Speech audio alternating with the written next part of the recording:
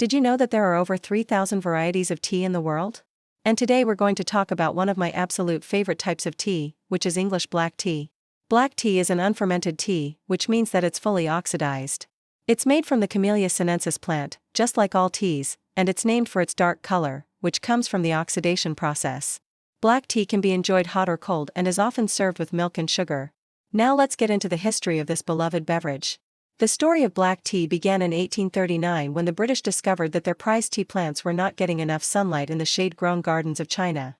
So they started picking the leaves earlier in the day to make sure that the plants would grow tall enough to get enough sunlight.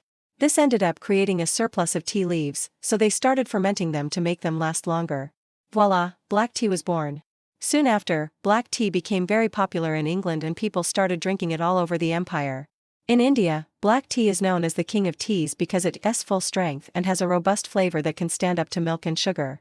The most famous black tea in the world is probably English breakfast tea, which is a blend of 4 teas: Assam, Ceylon, Kenya and Darjeeling.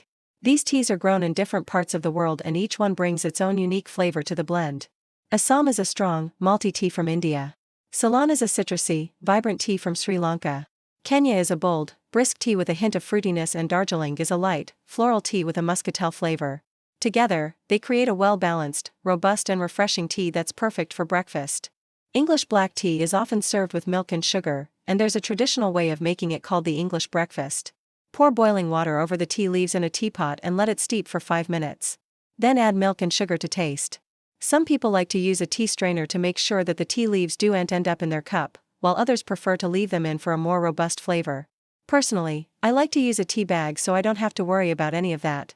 Well, that's all for now. I hope you enjoyed learning about English black tea. If you're a fan of black tea, what's your favorite variety? Let me know in the comments below. And if you're not a fan of black tea, maybe this video will change your mind. Until next time, happy tea drinking.